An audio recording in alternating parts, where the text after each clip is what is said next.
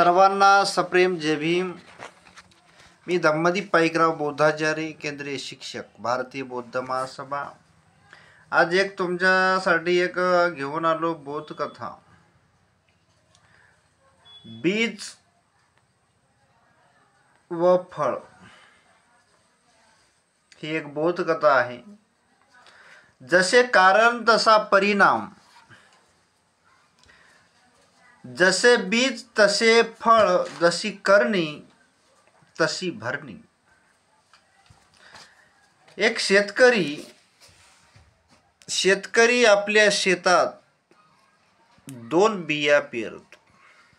काय? शेतकरी आपल्या एकाच शेतात दोन बिया पेरतो, झाडे लावतो. एक ऊसाचे असते तर दुसरे कडुलिंबाचे असते.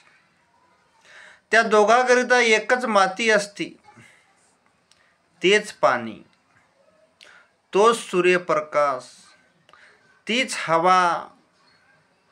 इतकेच काय, पण तोच निसर्ग यांना सारखेच भरण पोषणाचे द्रव्य देतो. दोघा छोट्या रोपट्याचा वृक्ष विकास होऊ लागतो. पण निंबाच्या झाडाचे काय होते? त्याच्या कणात कणात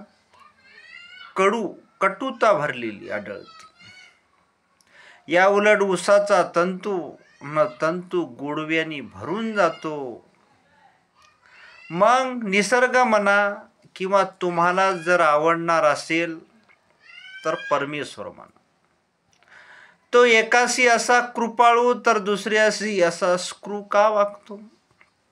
नाही, निसर्ग असा कनवाळू नाही किंवा दुष्टही नाही. तो आपल्याला नेमून दिलेल्या ठराविक नियमाप्रमाणेच वागतो. निसर्ग हा फक्त बियामध्ये अगोदरच असलेल्या गुणांना अभिव्यक्त होण्यास सहाय्यक ठरतो. निसर्गाचे भरण पोषण हे बियामधील सुप्त गुणांना फक्त बाहेर पडण्यास प्रकट होतात मदत करते. ऊसाच्या बीजात गोडवा असतो, त्यामुळे त्यांच्या झाडाला पण गोडवा येतो. तर कडुनिंबाच्या बीजातील कटुताच वृक्षांच्या रूपात अभिव्यक्त होते. म्हणजेच जसे बीज त्याप्रमाणे त्यांचे फळ. जर एखादा शेतकरी या कडुनिंबाच्या झाडाजवळ गेला, त्याला 3 वेळा वाकून त्याने नमस्कार केला, 108 प्रदक्षिणा घातल्या, त्याला धूप दीप नैवेद्य अर्पण करून प्रार्थना केली, हे कडुनिंब देवा, मला मधुर आंबे दे, मला गोड आंबे दे हवे आहेत. कृपया मला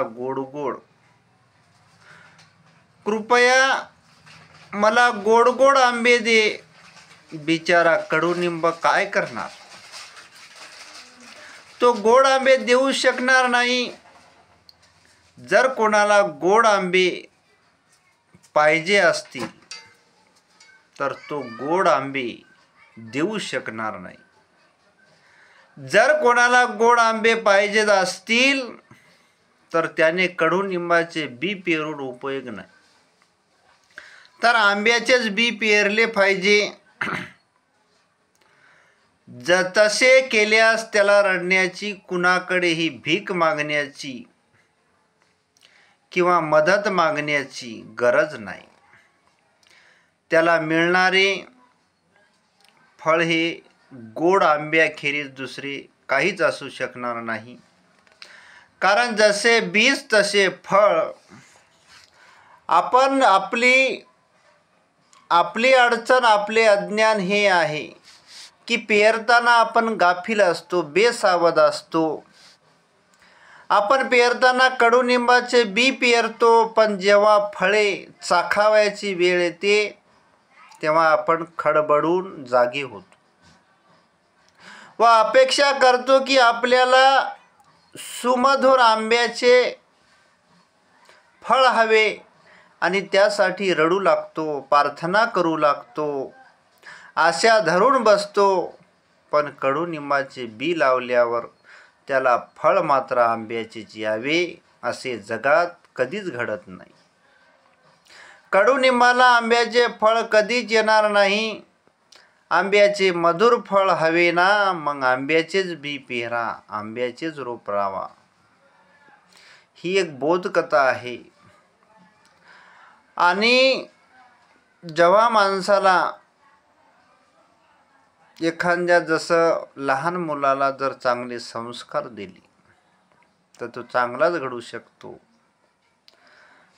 त्याच्यावर जर वाईट परिणाम घडले तर आपण त्याच्याकडून चांगलं राहण्याची अपेक्षा करतो, मात्र तो आपल्याकडून चांगली अपेक्षा त्यांच्याकडून आपल्याला भेटत नाही. चांगले कर्म करायचे असतील तर चांगले पेरा, चांगलं शिकवा. हेच या कथेतून आज समाजाला बोधकथा आहे, हा संदेश आहे. ही एक बोधकथा आहे. आपल्याला जर आवडला हा व्हिडिओ, ही एक बोधकथा जर आवडली तर याला लाईक करा, सबस्क्राईब करा. जय भीम, नमो बुद्ध.